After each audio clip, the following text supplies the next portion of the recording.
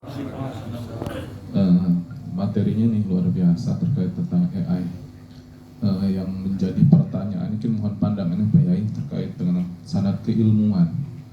Kalau dulu kan untuk mencari keilmuan itu harus jelas dari siapa ke siapa dan siapa. Dengan adanya AI ini itu bisa memangkas. Saya mau mencari pengertian iman berdasarkan Imam Ghazali, itu langsung keluar. Nah ini bagaimana mungkin pandangan Pak Yai. Yang kedua, ya mungkin ini juga sebagai mungkin yang sudah sering kita menggunakan AI lah gitu untuk lebih teliti lagi tentang AI ini.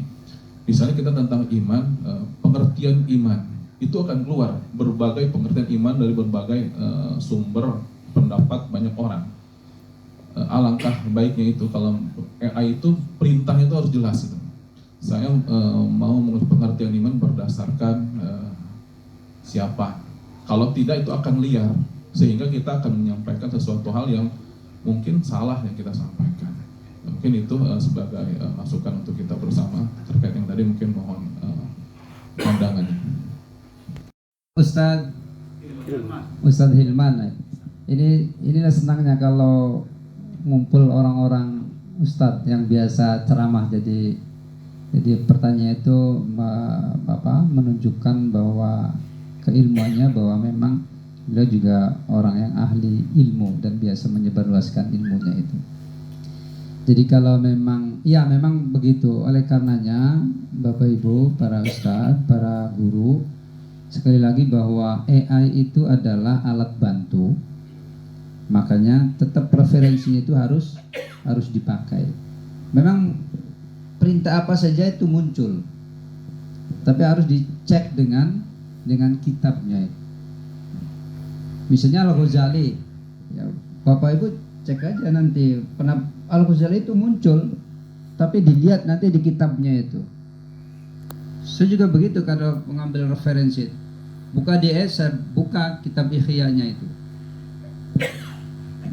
Udah perlu al-mungkid minaz zolal, misalnya kalau perdebatan filsafat, takhafudul falasifah misalnya, saya buka al-mungkid minaz zolalnya dengan Ibnu Rushd, ya. Takhafudul falasifah dibuka, oh berarti memang ada perdebatan klasik antara dua tokoh ulama besar. Nah kalau tidak begitu nanti ya itu tadi informasinya hanya dari YouTube dan selesai. Tapi memang untuk menguatkan hati kita itu juga kita harus punya referensinya. Jadi Bapak Ibu, inilah motivasi kita. Saya kira nanti juga para ustadz, para guru-guru itu juga harus melacak kitab-kitabnya, mencari itu untuk memperkuat argumentasinya. Meskipun AI-nya kita pakai, tapi rujukannya juga kita pakai. Misalnya saya cari qawaidul fiqh. Jadi kita cari di fikih Abdul Wahab Khalafnya. Di dalam kitab Qawaidul Usulul Fiqh misalnya, dicari, oh memang betul itu. Atau al-mabati fi usulul fiqh. Kalau tafsir juga begitu. Cari di kitab ulum tafsir atau al-mabadi fi ulumil Quran. Jadi dicari, jadi biar nanti kita kalau ditanya itu, oh ya ada rujukannya, ada, saya kitabnya juga ada. Jadi memang apalagi saya yakin ini kalau para ustadz itu sudah biasa ceramah di mana-mana, jadi ya tidak apa-apa sih, kira punya kitab yang kecil-kecil itu sebagai kitab saku lah. Meskipun kalau sulit baca Arabnya ya terjemahannya.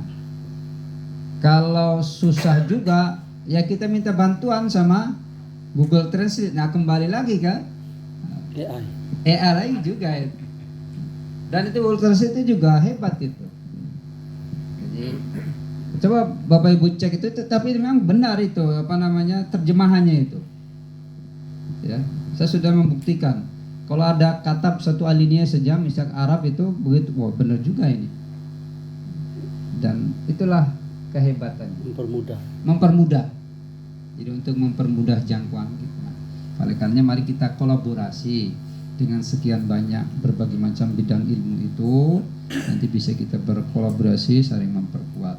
Itu Pak Ustadz ya, mudah-mudahan jawabannya bisa difahami, mudah-mudahan jawabannya tidak puas biar nanti tetap kita selalu belajar dan belajar sama-sama. Saya juga ini masih mencari format baru ya, format dalam pembelajaran. Sebetulnya dalam benak pikiran saya itu juga saya masih meragukan ini benar, tapi kok dari mana ini gurunya AI ini? Tapi kok benar gitu. Itulah yang saya masih. Tapi kalau Bapak Ibu pernah ada kamus hadis ya, itu yang ngarang orang Nasrani. Kamus bahasa Arab itu yang tebal itu yang nulis adalah orang Nasrani, Anthony Dahda. Yang pakai adalah kita. Munjid juga. Yang pakai kita itu yang ya, jadi ya artinya bahwa memang ilmu itu sudah lintas. Ayam itu kalau keluarnya itu sama, tapi kalau yang bundar kita ambil, yang lunak kita buang aja. Ya, untuk tanaman. Jadi sama kira-kira problem begitu. Jadi datang dari mana saja, ya kalau terbaik kita ambil. Itulah Bapak Ibu dulu integrasi antara ilmu-ilmu agama dengan ilmu-ilmu barat itu begitu. Dulunya itu dipisahkan. Kalau orang dari barat itu sudah anti barat. Kalau dari timur kita ambil. Makanya ada orang-orang orientalisme dan ada orang-orang oksidentalisme. Nah sekarang sudah bercampur baur.